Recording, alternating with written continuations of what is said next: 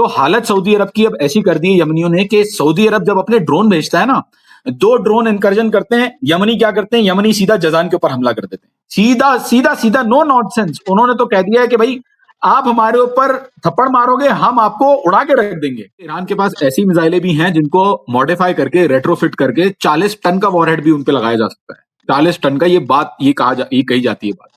तो देखें, ईरान के पास इलेक्ट्रोमैग्नेटिक वेपन्स भी हैं, जिसके थ्रू वो अगर वेपन को मारेंगे तो 200 किलोमीटर के रेडियस के अंदर अंदर जितनी भी इलेक्ट्रॉनिक डिवाइसेज हैं, वो सारी इलेक्ट्रॉनिक डिवाइसेज जो हैं वो खामोश हो जाएंगी। ईएमपी वेपन्स तो आपको पता ही है, यूएस के पास भी खैर ईएमपी है, लेकिन ईरान के पास भी ऐसे वेपन्स मौजूद हैं।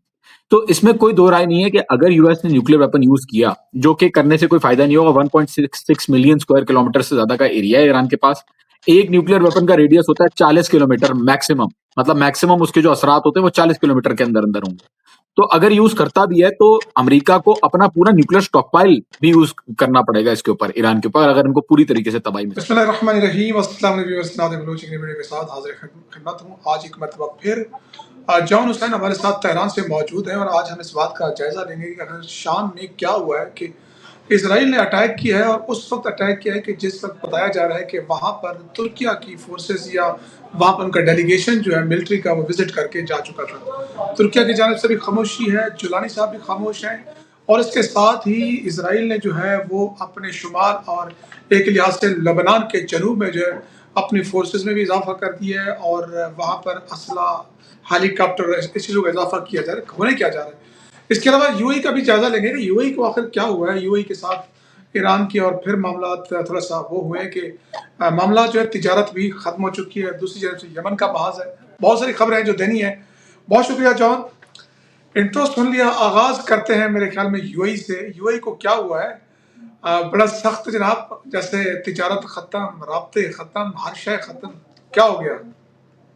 बहुत बहुत शुक्रिया नादिर भाई मुझे बुलाने के लिए। देखें, मामला सीधा सीधा है। यूएई ने कहा कि ईरान ने 2 बैलिस्टिक मिसाइल दागे हैं उन पे, और ईरान जब भी देखे मिसाइल मारता है तो वो बताता है कि भाई हमने मिसाइल मारे हैं, चाहे कोई भी कॉन्सिक्वेंसेज हो। ईरान को कॉन्सिक्वेंसेज की परवाह नहीं है, वो जब भी मिसाइल चलाते हैं हमेशा बताते हैं। इस दफा यूएई से एकदम से खबर आती है कि 2 बैलिस्टिक मिसाइल लॉन्च हुए हैं। मुझे लग रहा था कि यमन ने जो है वो मिसाइल दागे, क्योंकि ईरानियों ने बोला नहीं जी हमने तो नहीं किया। जब मैंने सोर्सेज से पूछा तो ईरानियों ने कहा नहीं हमने तो नहीं किया कुछ भी।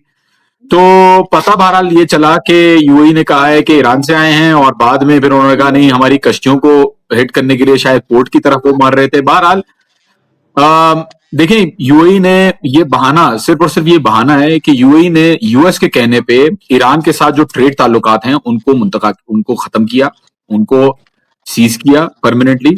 और वजह इसकी यही है कि यूएस जो है उसने पिछले हफ्ते कह दिया था कि हम ईरान के ऊपर और ज्यादा फाइनेंशियली तंगी करेंगे, इकोनॉमिक प्रॉब्लम्स को बढ़ाएंगे। अच्छा, यूएई के स्ट्राइक से एक दिन पहले डोनाल्ड ट्रंप बातें कर रहा था किसके साथ? एमबीजेड के साथ, मोहम्मद बिन जायद के साथ, जो कि यूएई का प्रेसिडेंट है। तो क्या यूएई को, ये ईरान को किसी ने काटा था या यूएई को किसी ने काटा था कि ईरान ने बिला वजह हमला कर दिया यूएई के ऊपर? और क्या यूएई को किसी ने काटा था कि यूएई ने बिला वजह जो है वो ट्रेड, आपको पता है 30 अरब डॉलर की ट्रेड है, इकोनॉमिक और ट्रेड को अगर मिलाएं तो 30 अरब डॉलर का है इनका यूएई और ईरान का। तो क्या जरूरत पड़ी कि ये, जी, तो क्या जरूरत पड़ी कि ये कर दिया? और इस्माइल बघई साहब ने कहा कि हमने नहीं किया। फिर बाद में फॉरेन मिनिस्ट्री के जो स्पोक्स पर्सन है उनका बयान आ गया। तो हो सकता है कल को कोई और मुल्क भी, आपको पता है रीजनल ममालिक, हो सकता है कल को बोलेंगे ईरान ने जी हमारे ऊपर भी ड्रोन दागा है तो हम ईरान के साथ बॉर्डर बंद कर रहे हैं, या कोई फलाना दूसरा मुल्क बोले कि जी ईरान ने हमारे साथ ये कर दिया तो अब हम ईरान के साथ बॉर्डर बंद कर रहे हैं। ये पूरी एक साजिश है जिसके तहत ईरान को इकोनॉमिकली और लैंड बेस्ड चोक करने की कोशिश की जा रही है। तो इसके ऊपर कोई वो नहीं है, शक व शुबा नहीं है कि ये काम जो है वो यूएई से करवाया गया है। बहुत सारी ट्रेड, बहुत सारी शिपिंग, बहुत सारी रीराउटिंग यूएई के थ्रू होती थी। इसमें कोई यूएई का भला नहीं था। ईरान के ऊपर सैंक्शंस लगी हुई थी, यूएई बहुत सारे पैसे बना रहा था इस काम से। कि ईरानियों ने इन्वेस्टमेंट भी की हुई थी, यूएई के थ्रू रीशफलिंग भी होती थी, रीपैकेज भी होता था माल, नए डॉक्यूमेंट्स भी बनते थे। तो अब वो धंधा बंद हो गया है। ईरान को इससे फर्क नहीं पड़ेगा, यूएई से इसको बहुत फर्क पड़ेगा बहरहाल, क्योंकि यूएई की पोजीशन तो वैसे ही खस्ता पोजीशन है। टूरिज्म बंद हो चुकी है, हॉर्मुज पे ब्लॉक लगा हुआ है, लोग छोड़ छोड़ के जा रहे हैं वहां से, वो खुद भी निकाल रहे हैं, कितने तो पाकिस्तानियों को खुद भी निकाल चुके हैं। तो क्या फायदा ये काम करने का? दुरुस्त है। तो फिर ये बताइए कि फ्रांस का क्या मामला होगा कि फ्रांस ने जनाब ईरानी सफारतकारों को आप नहीं जा सकते, इधर से ईरान ने भी इसी तरह की कोई बातें सुनने को मिली है। तो फ्रांस और ईरान का क्या मामला हुआ है? जुलाई में 2 डिप्लोमेट्स फ्रांस के यहाँ पे पकड़े गए, ईरानी इंटेलिजेंस ने उनको पकड़ा, और पकड़ा क्या, उनको देखा, उनको सर्वेल किया तो पता ये चला कि वो काम कर रहे थे मोसाद के साथ यहाँ पे डिस्टेबलाइज करने के लिए चीजों को। तो उसके ऊपर ईरानियों ने उन डिप्लोमेट्स को एक्सपेल कर दिया कि जी आप यहां से चले जाएं। अब फ्रांस ने जवाबी कार्रवाई में क्या किया है, फ्रांस को तो कुछ मिल नहीं रहा था, जाहिर सी बात है, तो फ्रांस ने क्या किया कि नीलोफर शादमेरी, ये कल्चरल अटैची जो थी फ्रांस में, खातून है, ईरानी खातून है, उनको वहां से जो है वो बोला कि आप चली जाएं। और मामला यही है कि ये जितनी भी कंट्रीज हैं वो कोशिश करती रहती हैं। आपको याद होगा इससे पहले भी स्टारलिंक की डिवाइसेस के साथ एक डिप्लोमेट पकड़ा गया था, उसको वापस भेज दिया था। तो ये होता रहता है यहाँ पे, फॉरेन डिप्लोमेट के थ्रू ये पैसा भिजवाना और कोलैबोरेट करवाना, प्लानिंग करना, ये सारी चीजें करते हैं थर्ड पार्टीज के थ्रू। चलिए, अभी ये ईरान और अमेरिका के दरमियान मामला कहाँ तक पहुंचे और क्या आबने और उसका स्टेटस क्या है? ठीक है, आबने हॉर्मुज का स्टेटस तो ये है कि यूएस की जो बातें ट्रम्प करता रहता है ना रोजाना, के आबने हॉर्मुज हमारे पास है, स्ट्रेट ऑफ हॉर्मुज हमने कंट्रोल में लिया हुआ है। ईरान का अगर आप केपलर का डेटा उठा के देखिए तो केपलर का डेटा अभी भी ये दिखा रहा है कि जितनी कश्तियां गुजर रही हैं वो सारी ईरान के रूट से गुजर रही हैं ज्यादातर, और यूएस के रूट से एक या दो कश्तियां गुजरी हैं। उसमें भी आपको पता है कि कितनी मेहनत करती भी, कितनी जिद्दोजहद के साथ वो कश्तियां गुजरती हैं, कि उनमें से अगर दो कश्तियां गुजर रही हैं तो एक पे तो हिट होता ही होता है। तो बात सारी ये कि कंट्रोल अभी भी ईरान का ही है, और डेटा भी यही दिखा रहा है, केपलर का डेटा भी यही दिखाता है। जबकि सीएनएन ने एक फेक न्यूज पब्लिश की, बोला, सीएनएन ने क्या बोला, सीएनएन ने कहा कि केपलर के मुताबिक ईरान के रूट से जो है वो ईरान का कंट्रोल जा रहा है स्ट्रेट ऑफ हॉर्मुज से, और कम कश्तियां गुजर रही हैं। जबकि केपलर कह रहा है, अभी केपलर की पोस्ट देखें आप, 6 घंटे पहले की पोस्ट है, केपलर ने अनाउंस किया है कि स्ट्रेट ऑफ हॉर्मुज में ईरान ने अभी भी कंट्रोल रखा हुआ है, तंगी रखी हुई है। तो मैं आपको बताऊं, 48 घंटे में 2 वाकयात हुए हैं स्ट्रेट ऑफ हॉर्मुज के अंदर। एक कश्ती को बाकायदा लोड किया गया, मतलब यूएई की एक कश्ती थी जिसके ऊपर ईरानियों ने, जिसको सीज किया है, ठीक है, अमारा वेसल है इसका नाम, इसको बाकायदा सीज किया है ईरान ने। दूसरी वेसल है हेसिटा। हेसिटा वेसल किसकी है? चाइना की वेसल है। एक चाइना की वेसल को भी उन्होंने बोला कि जी वापस जाएं आप, और अब रिपोर्ट्स आ रही हैं कि चाइना की और वेसल्स को भी ये कह रहे हैं कि जी आप वापस जाएं।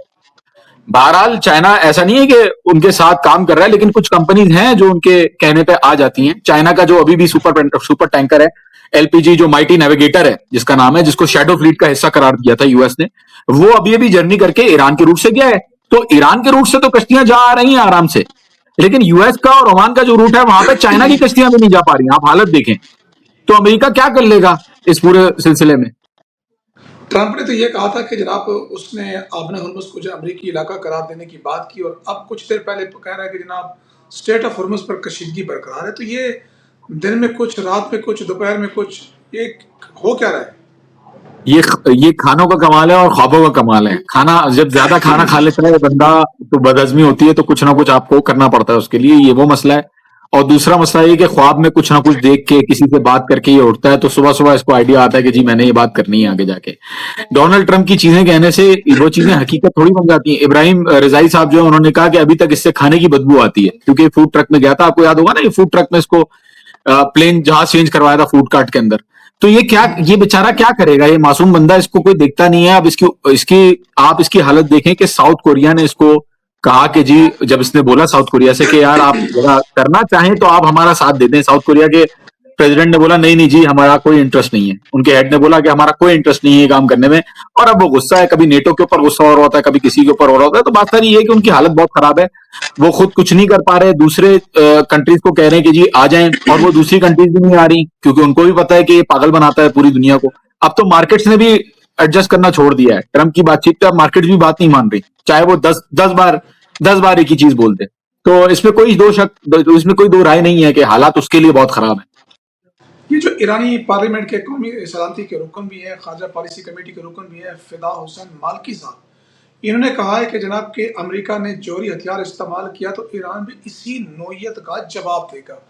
ये जो लफ्ज है ना, इसी नोयत का, इसने तो बहुत सारे लोग यहाँ पे डिस्कस करते हैं। इसका मतलब ये है कि ईरान जो है वो एटमी ताकत बन चुका है। देखिए, मैंने इसके ऊपर बाय द वे व्लॉग्स भी बनाए हुए हैं। मैंने इसके ऊपर डिटेल्ड वीडियो बनाई हुई है ईरान की कैपेसिटी के ऊपर। मैं आपको बताऊं, ईरान के पास ऐसी ऐसी मिसाइलें हैं कि ईरान को न्यूक्लियर वेपन की जरूरत नहीं है। उसकी वजह यह है कि कहा जाता है कि ईरान के पास प्लाज्मा वेपन भी है, जो कि प्लाज्मा 4 स्टेट ऑफ मैटर होता है, सॉलिड, लिक्विड, गैस, ये 3 होते हैं मैटर के खसूसियात। गैस को भी अगर आप इतना हीट कर दें तो वो प्लाज्मा में कन्वर्ट हो जाता है। तो ईरान के पास प्लाज्मा मिसाइल भी है, जो जिसका जिसका काम ही ये है कि वो ऑक्सीजन जो होती है ना, ऑक्सीजन से वो ऑक्सीजन को ईंधन करके वो आग लगा देता है। इतनी खतरनाक मिसाइल है। फिर कहा जाता है कि ईरान के पास ऐसी मिसाइलें भी हैं जिनको मॉडिफाई करके रेट्रोफिट करके 40 टन का वॉरहेड भी उन पे लगाया जा सकता है। 40 टन का, ये कही जाती है बात। तो देखें, ईरान के पास इलेक्ट्रोमैग्नेटिक वेपन्स भी हैं, जिसके थ्रू वो अगर वेपन को मारेंगे तो 200 किलोमीटर के रेडियस के अंदर अंदर जितनी भी इलेक्ट्रॉनिक डिवाइसेज हैं, वो सारी इलेक्ट्रॉनिक डिवाइसेज जो हैं वो खामोश हो जाएंगी। ईएमपी वेपन्स तो आपको पता ही है, यूएस के पास भी खैर ईएमपी है, लेकिन ईरान के पास भी ऐसे वेपन्स मौजूद हैं। तो इसमें कोई दो राय नहीं है कि अगर यूएस ने न्यूक्लियर वेपन यूज किया, जो कि करने से कोई फायदा नहीं होगा। 1.66 मिलियन स्क्वायर किलोमीटर से ज्यादा का एरिया है ईरान के पास। एक न्यूक्लियर वेपन का रेडियस होता है 40 किलोमीटर मैक्सिमम, मतलब मैक्सिमम उसके जो असरात होते हैं वो 40 किलोमीटर के अंदर अंदर होंगे। तो अगर यूज करता भी है तो अमेरिका को अपना पूरा न्यूक्लियर स्टॉकपाइल भी यूज करना पड़ेगा इसके ऊपर, ईरान के ऊपर, अगर इनको पूरी तरीके से तबाही मचानी है तो। और अगर कर भी लेते हैं तो ईरान के जो पहाड़ हैं, कुए कुलंग है फॉर एग्जांपल, या दूसरे जो पहाड़ हैं जिनके अंदर मिसाइलें जो दबी हुई हैं और जो जिनके अंदर सिस्टम्स हैं, अब जरूरी तो नहीं है कि अगर एक जगह यूएस हिट करता है तो जरूरी तो नहीं है कि यूएस को पता नहीं है कि ईरान को मालूम होगा कि उन्होंने लॉन्च किया है या नहीं। हो सकता है ईरान के पास ये टेक्नोलॉजी आ गई हो कि ईरान को पता चल जाए जैसे ही आप लॉन्च करें। तो जैसे ही वो लॉन्च करेंगे, अगर तो ईरान के पास ये टेक्नोलॉजी है, तो आपको पता है कि यूएस के जितने माशाल्लाह से सपोर्टर ममालिक हैं, बरादर मुसलमान ममालिक इंक्लूडेड, और इसराइल जो बरादर इनका इनका जो बरादर ममालिक है वो इंक्लूडेड, इनको शाम की रात जो है ना वो नसीब नहीं होगी। इतना खतरनाक हमला करेगा ईरान। करना क्या है ईरान को? ईरान को डीसैलिनेशन, एक अगर आज ईरान जो है वो एक हफ्ते के अंदर अंदर जंग खत्म कर सकता है। जितने भी ममालिक हैं, जो बरादर ममालिक हैं, उनके अगर डिसैलिनेशन प्लांट पे हलाल हमला कर देता है ईरान, तो आपको पता है कि अगर सिर्फ चले एनर्जी के ऊपर इनके हमला हो जाती है ना, एनर्जी के ऊपर हमला करने से इनके डिसैलिनेशन प्लांट भी बंद हो जाएंगे, इनकी जिंदगियां रुक जाएंगी, क्योंकि पानी के ऊपर डिपेंडेंट है ये। फिर प्लांट काम ही नहीं करेंगे तो पानी कैसे पिएंगे? तो ईरान के पास तो ऑप्शन है कि एक हफ्ते के अंदर अंदर ये पूरी कहानी को खत्म कर देगी, लेकिन कर नहीं रहा। देखें, ईरान की शराफत है। और अभी भी, आज भी बयान आया है हाथमी साहब का, उन्होंने कहा है, जो मिलिट्री एडवाइजर है, उन्होंने कहा है कि हमें मालूम है कि कौन कौन से ममालिक अभी भी रिफ्यूलर दे रहे हैं यूएस को। मेरे पास तस्वीरें मौजूद हैं, मैंने वो तस्वीरें अभी भी जो वीडियो बनाई है उसमें भी लगाई हैं। यूएई अल तफरा बेस से जहाज उड़ रहे हैं रिफ्यूल करने के लिए, अल उदैद कतर से जहाज उड़ रहे हैं रिफ्यूल करने के लिए, और सऊदी अरब का प्रिंस सुल्तान एयरबेस से जहाज उड़ रहे हैं रिफ्यूल करने के लिए। तो ये ममालिक सुधरेंगे तो बात आगे बढ़ेगी, ये नहीं सुधरेंगे तो फिर जाहिर ऐसी बात है, ईरान को पता है कि हमला अगर यूएस को करना है तो वो इन्हीं ममालिक, इन्हीं बरादर मुसलमान ममालिक के जरिए वो इसी काफिर ईरान के ऊपर हमला करेगा ना, वरना कैसे करेगा? रिफ्यूलर कितनी दूर उड़ा सकता है वो अपने? तो बात सारी ये है कि यूएस की जितनी भी थ्रेट्स हैं, न्यूक्लियर वेपन की हो चाहे किसी और चीज की हो, इसराइल और ये जितने जितने भी बरादर ममालिक हैं, इनको मुझे नहीं लगता कि शाम नसीब होगी अगर कुछ होता है तो। जो सपोर्ट करेंगे यूएस को, उनकी बात कर रहा हूँ।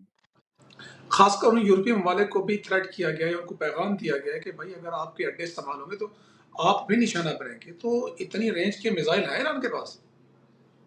देखिए, मैं तो क्या ही कहूंगा, आप अमरीकियों की खबरें देख लें। उन्होंने कहा है कि डिएगो गार्सिया का हमला तो आपको पता ही है। डिएगो गार्सिया 2300 मील दूर है ईरान से, और ईरान ने डिएगो गार्सिया के ऊपर बकौल वेस्टर्न मीडिया के, मैं तो ईरान से बैठ के कमेंट नहीं कर सकता इस चीज के ऊपर, लेकिन बकौल वेस्टर्न मीडिया के और बकौल उनके जो ऑफिशियल्स हैं, उनके बकौल ईरान ने डिएगो गार्सिया के ऊपर मिसाइलें मारी हैं। 2 खुर्रमशहर 4 उन्होंने वॉरहेड के बगैर, उसके अंदर कोई वॉरहेड नहीं था, वो खाली मिसाइलें मारी हैं। क्यों मारी हैं? ये दिखाने के लिए मारी हैं कि हमारे पास कैपेसिटी है कि हम आप तक पहुंच सकते हैं। और अगर डिएगो गार्सिया, जो कि 2300 मील दूर है, अगर वहां तक ईरान की मिसाइलें पहुंच सकती हैं, तो ईरान की मिसाइलें लंदन तक भी पहुंच सकती हैं।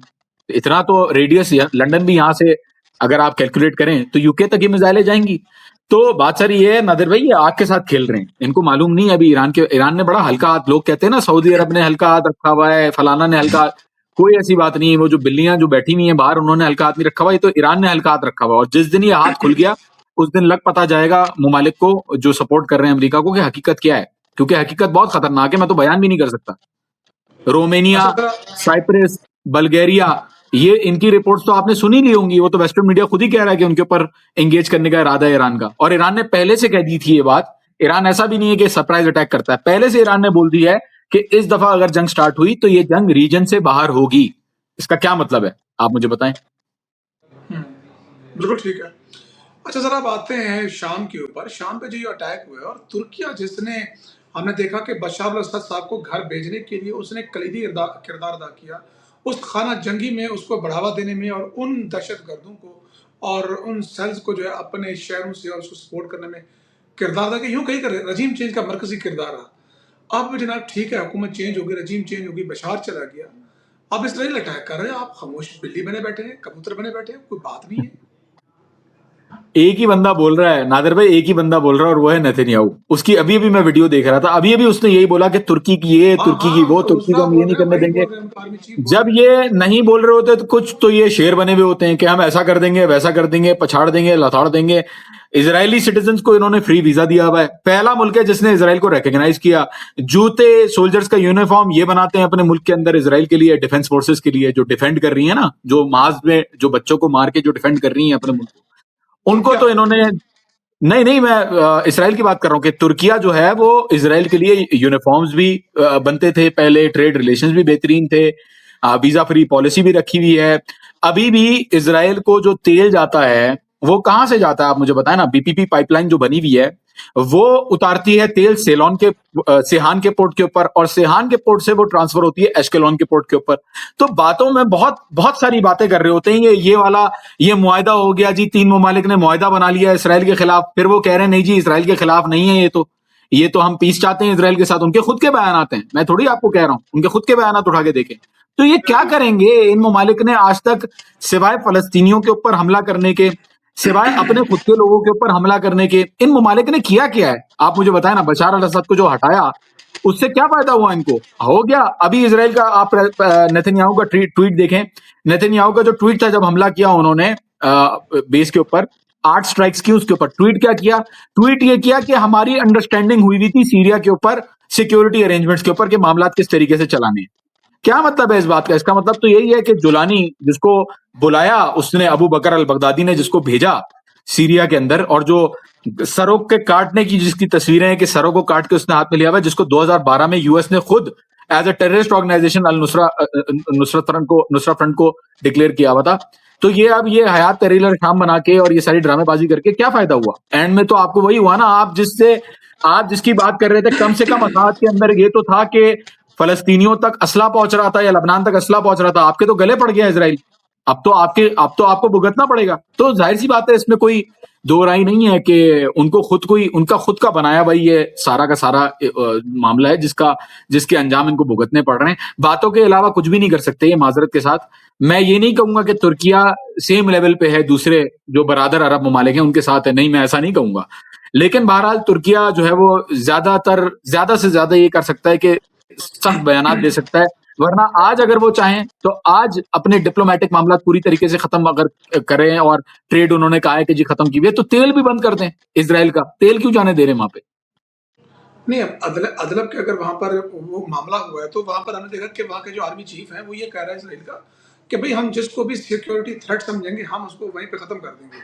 और ये सिंपल फ़ॉर्मूला है। और वो शाम हो, उसका महाज़, उसके सर पे कुछ भी हो, वो इस पे काम कर रहे हैं, अंजाम दे रहे हैं। देखें, ये इज़राइल के लिए जो कुछ लोग हैं माशाल्लाह से बड़े इंटेलेक्चुअल जो बनते हैं और जो जिनको बहुत सारे लोग भी फॉलो करते हैं, ऐसे कुछ हैं नमूने जो ये बातें करते हैं कि इसराइल जो है उसके फायदे में है कि लड़ाई हो रही है मुसलमान ममालिक के बीच में, इसराइल जो है वो फायदा उठा रहा है, ग्रेटर इसराइल का प्लान ईरान जो है वो बना रहा है। ऐसी बातें आपने सुनी होंगी, हाथ पढ़ने वाले, तारे देखने वाले लोग बहुत ऐसी बातें करते हैं। इसराइल का प्लान सिर्फ और सिर्फ यही है कि जितना भी बेसिस बनाए हुए हैं यूएस ने, जितना भी इंफ्रास्ट्रक्चर बनाया हुआ है, इन बेसिस को प्रोटेक्ट किया जाए, इन बेसिस को यहां रहने दिया जाए, ताकि जंग इसराइल तक ना पहुंचे, ताकि इसराइल का रास्ता जो है वो खुला रहे अपनी जारियत के लिए, जो उसको करना है वो करे। इसीलिए उन्होंने सीरिया के अंदर जो काम हुआ, बशार अल असद को जो हटाया, वो इसीलिए हुआ क्योंकि इसराइल को थ्रेट थी उस वक्त, क्योंकि ईरान जो है उसके ताल्लुकात अच्छे थे बशार अल असद से। तो इसराइल का प्लान यही है कि जो बीच में आए उसको रोन दिया जाए, बकौल उनके खुद के स्टेटमेंट्स के, कि जो बीच में आएगा हम उसको हटा देंगे। और अगर कोई प्लान या कोई मुआहिदा इसराइल के इंटरेस्ट के खिलाफ होता है तो उस मुल्क को ग्रे लिस्ट में डाला जाता है, उस मुल्क के ऊपर सैंक्शंस होती हैं, उस मुल्क को वो मुआहिदा करने नहीं दिया जाता, उस मुल्क के अंदर आप लीडरान को चेंज कर देते हैं। एग्जाम्पल्स मौजूद हैं, गद्दाफी की एग्जाम्पल्स देख लें, जुल्फिकार अली भुट्टो की एग्जाम्पल्स देख लें, किंग फैसल की एग्जाम्पल देख लें। तो बात सारी ये है कि इनको थ्रेट करने के लिए कोई भी इनको थ्रेट नहीं कर रहा है इस वक्त, सिवाय ईरान के इनके लिए कोई भी थ्रेट नहीं है। और अगर ये माशाल्लाह जिस तरीके से बरादर मुसलमान ममालिक अपने हलाल जहाजों के थ्रू दूध पिला रहे हैं ना, हलाल इजरायली जहाजों को और अमेरिकन जहाजों को, अगर ये इन्होंने जारी रखा तो मैं आपको बता दूं कि ईरान इसके ऊपर सब्र नहीं करेगा। ईरान जो है वो प्रीएम्प्टिवली भी काम करना शुरू कर सकता है, क्योंकि बहुत हो गई, बहुत समझा लिया, बहुत बातें हो गई, ये मुल्क सुधर के नहीं दे रहे। तो नादिर भाई, इसराइल का प्लान इसी चीज में है कि ये ममालिक ये हरकतें करते रहें जो ये अभी इस वक्त कर रहे हैं। इब्राहिमी मुआहदे के पास इनको अल्टीमेटली लेके जाना है, लेकिन उससे पहले जो ये जो बोर्ड ऑफ पीस का इन्होंने ढकोसला जो बनाया हुआ है ना, उसको जारी रखे, जिसको ट्रंप ने कहा है कि हम उसकी इजराइल की सिक्योरिटी के लिए हमने वो बोर्ड ऑफ पीस बनाया है। ट्रंप के खुद के स्टेटमेंट से कि हम इजराइल को सिक्योर कर रहे हैं इसके थ्रू। तो पहले ये जो ढकोसले इन्होंने बनाए हुए हैं, ये जो चीजें की हुई हैं, इनसे उनको बाहर आना पड़ेगा। लेकिन क्या करें, बाहर भी नहीं आ सकते, बादशाहतें इनकी बदल जाएंगी। आज कोई कजन बैठा हुआ है तो यूएस 2 मिनट में दूसरे कजन को बैठा देगा बादशाहत के ऊपर, तो क्या कर माशाल्लाह लेंगे। माशाल्लाह, 3 ममालिक का इत्तेहाद बना, तुर्किया, पाकिस्तान, सऊदी अरब, और ट्रंप ने वार्मली वेलकम कहा। क्या कहने हैं? नहीं नहीं, वार्मली वेलकम के अलावा उसने वाव वाव भी लिखा, वाव। देखें, यही मैं कह रहा हूं कि कोई भी मुआहिदा अमेरिका के बगैर इजाजत के नहीं होता, और अगर कोई मुआहिदा अमेरिका के इंटरेस्ट के खिलाफ हो या और हम इसराइल तो के पहले दिन डायरेक्टली से कह खिलाफ हो। रहे थे, उसकी लास्ट वीडियो में हमने यही कहा था कि भाई ये तो जी, बिल्कुल इनकी आपने आपस हामिद की मीर साहब की दुश्मनी। वीडियो हामिद मीर साहब की वीडियो देखी है आपने, जिनमें उन्होंने बताया था कि मिसाइलों का एक दफा चल रहा था कि मिसाइलों की रेंज बढ़ानी थी, तो मुशर्रफ साहब के हाँ पास हाँ, गए यस यस। और उन्होंने कहा कि जी हमें मिसाइलों की रेंज बढ़ानी है। तो मुशर्रफ साहब ने कहा कि मुझे पता है तुम्हारा इशारा किस तरफ है, तुम्हें इसराइल की तरफ ये रुख मोड़ना है। अपनी मिसाइलों का रुख फिर उन्होंने दोबारा मोड़ दिया, कम कर दिया। तो बात सारी ये है कि अमेरिका की, देखें, ये कोई इसमें शर्माने वाली बात तो नहीं है ना कि हम बोले नहीं जी मैं भी पाकिस्तानी हूं तो मैं क्या बोलूं, नहीं मुझे बहुत बुरा लग रहा है। नहीं यार, हमारी एक रियलिटी है, ठीक है, हम अरब ममालिक की तरह नहीं है, कम से कम ये अच्छी बात है। हम अपना हम अपनी कहीं ना कहीं इंडिपेंडेंस मेंटेन करते हैं, हम कहीं ना कहीं जो है वो चीजों को लेके चल सकते हैं अपने तरीके से। हम अमेरिका के साथ भी खेल सकते हैं। लेकिन at the end of the day हम अगर कोई बड़ा मुआहिदा करते हैं तो वो अमेरिका की इजाजत के बगैर बिल्कुल भी नहीं हो सकता। नादिर भाई, ये तो रियलिटी है और सामने आ गया। हाकान फिदान ने बोल दिया, ना इसराइल के खिलाफ है, ना ईरान के खिलाफ है, इंडिया के खिलाफ भी नहीं है क्योंकि वो सऊदी अरब की $100 अरब की इन्वेस्टमेंट प्रॉमिस की हुई है। अफगानिस्तान के खिलाफ भी नहीं है क्योंकि ईरान, जब जंग हुई है पाकिस्तान और अफगानिस्तान की, तब सऊदी अरब भी बीच में नहीं आया। यमन के खिलाफ भी नहीं है क्योंकि यमन ने जो है धड़ाधड़ मिसाइलें जजान की रिफाइनरियों के ऊपर भेजे हैं। अभी तक पाकिस्तान के अपने लोगों की जाने गई हैं कश्ती में, जो कश्ती को हिट किया था, फिर भी उसके खिलाफ इस्तेमाल नहीं हुआ।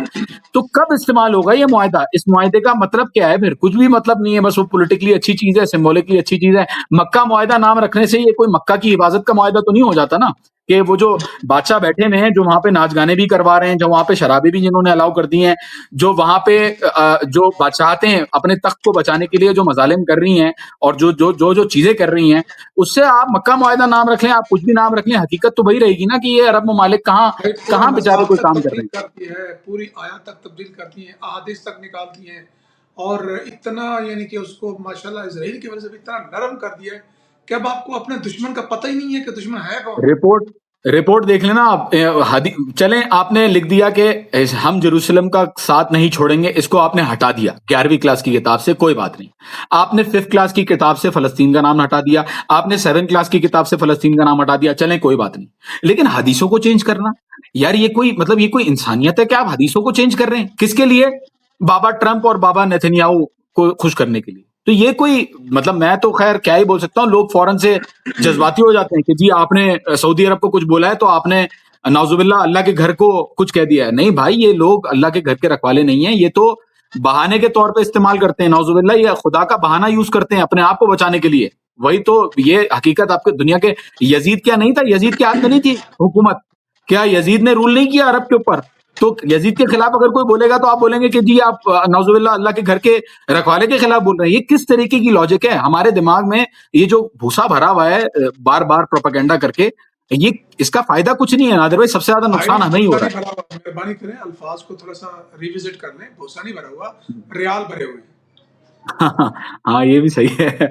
नहीं, आम आवाम के बेचारे के दिमाग में तो भूसा ही भर गया है ना। जो, मैं सबको नहीं कह रहा, लेकिन बेचारे जो मासूम लोग हैं जिनको कुछ नहीं पता, उनको तो भूसा ही दिया है ना, लिया रियाल है।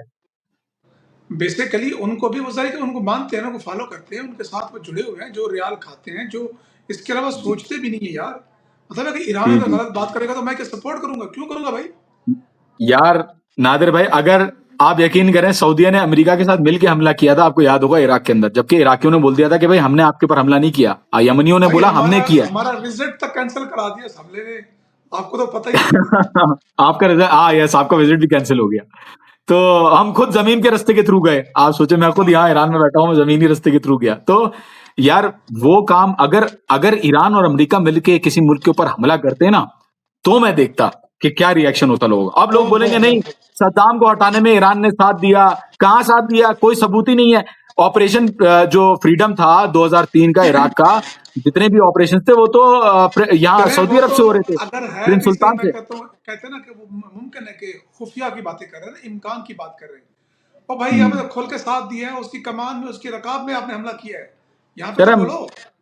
शर्म आनी चाहिए यार। मैं चले इतनी बड़ी आपको मैं बताता हूँ एक बात जो हमारी आवाम को शायद नहीं मालूम, और ये बात जरा आप देखिएगा, रिसर्च करके भी देखिएगा, मैं आपको भेजूंगा। सऊदी अरब ने जेफरी एप्स्टीन को मक्का का किस्वा, जो काबा का किस्वा है ना, बाहर का कपड़ा जिससे काबा को उड़ाया जाता है, उस कपड़े को दिया। अंदर काबा के जो कपड़ा था उसको दिया। और एक कपड़ा ऐसा था जो इस्तेमाल ही नहीं हुआ था, वो दिया जेफरी एप्स्टीन को। जेफरी एप्स्टीन कौन है? जेफरी ये एप्स्टीन वो रिपोर्ट है, रिपोर्ट हुआ है। ये रिपोर्ट हुआ है, इसकी तस्वीरें मौजूद हैं, मैं आपको तस्वीरें भेजूंगा।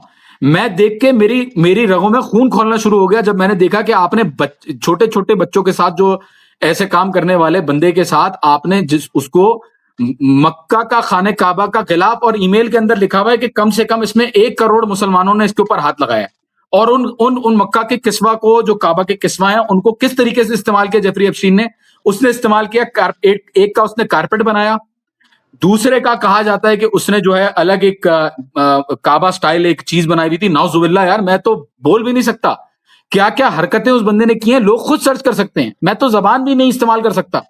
किसके थ्रू भेजा? यूएई की एक है उनके खातून, उनके थ्रू, और एक बिजनेसमैन है सऊदी अरब के, उनके थ्रू। ये डायरेक्ट ट्रांसफर किया गया ब्रिटिश एयरवेज के जहाज में, सऊदी अरब के जरिए ये भिजवाया गया जेफरी एप्स्टीन को। तो ये लोग रखवाली करेंगे खाने काबा की, ये लोग रखवाली करेंगे मदीना मुनव्वरा की।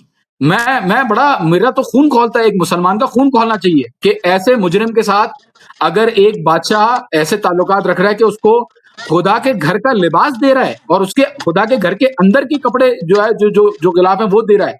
तो मैं कहता हूं कि अगर किसी का खून नहीं खौल रहा, तो मैं कहता हूं मुसलमान नहीं है। मैं आपको, ये न्यूयॉर्क टाइम्स की रिपोर्ट है नादिर भाई, इसके न्यूयॉर्क टाइम्स ने इसके ऊपर तस्वीरें भी डाली हैं, जेफरी एप्स्टीन की तस्वीरें हैं मोहम्मद बिन सलमान के साथ। बाकायदा वो तस्वीरें हैं जेफरी एप्स्टीन की, जहां वो खड़ा हुआ है और मक्का का जो किस्वा है काबा का, आप एक काम कीजिएगा, उसको। एक मेहरबानी कीजिएगा कि आप ये तस्वीर भेज दीजिएगा, ताकि जब मैं वीडियो अपलोड करूं तो मैं मैं इसको आपको अभी भेज रहा हूँ, साथ चलते हुए मैं दिखा भी सकता हूं। मैं आपको अभी भेज रहा हूँ, मैं आपको अभी भेज रहा हूँ, हाँ, मैं ये आपको अभी भेज भेज दिया रहा हूँ। ताकि लोग इसको हवा में बातें ना समझे, या ये ना समझे कि यार कोई ताज्जुब है। तो नहीं हम नहीं उसको नहीं नहीं मीडिया नहीं का नहीं लिंक भी और उसको नहीं किसी। नहीं नहीं नहीं नहीं, ये लें, मैं बड़ा कैलकुलेटेड बात करता हूँ। ये देखें, ये देखें, ये देखें, आपको अभी अभी मैंने भेज दिया है। वो तस्वीरें हैं जी, न्यूयॉर्क टाइम्स ने तस्वीरें लगाई हैं नादिर भाई।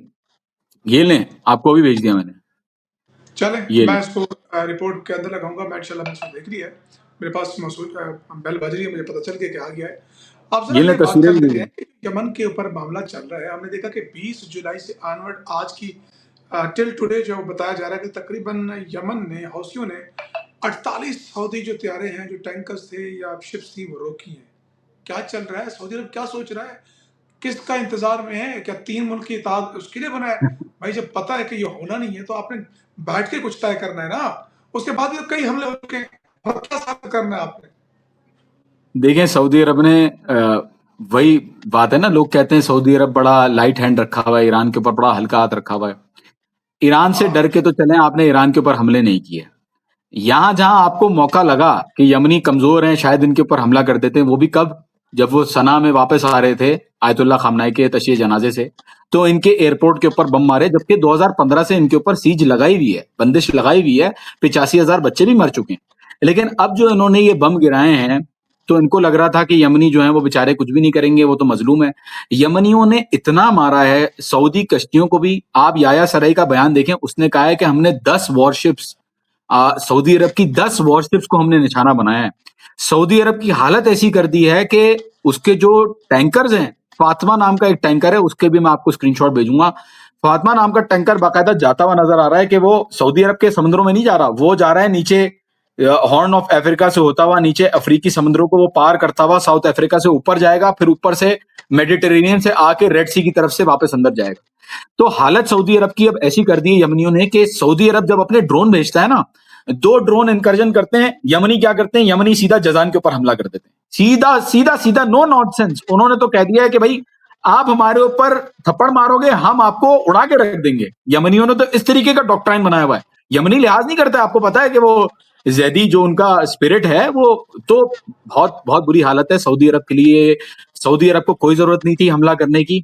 सऊदी अरब ने ये हमला करके, जैसे ईरानियों को अमेरिका ने हमला करके जैसे तोहफे में स्ट्रेट ऑफ हॉर्मुज दे दिया ना, तोहफा दिया है स्ट्रेट ऑफ हॉर्मुज। हातमी साहब का बयान है कि हमें तो पता ही नहीं था कि स्ट्रेट ऑफ हॉर्मुज जो है वो उसको हम एक्टिवेट कर सकते हैं, अमेरिका ने हमें एक्टिवेट करवा दिया। तो ये वही वाली सूरत हाल है। सऊदी अरब ने पंगा लेके बिला वजह बाबल मंदब में जो यमनियों ने इनको जिस तरीके से रुलाया है, आप ये देखें 14 ममालिक की कोलिशन बनी थी, आपको याद होगा 30 जून को 14 ममालिक की कोलिशन बनी थी, जिसके अंदर Saudi Arab, Pakistan, Bahrain, Djibouti, Egypt, Jordan, Qatar, Turkiye, Bangladesh, तमाम ममालिक जो है वो साथ थे।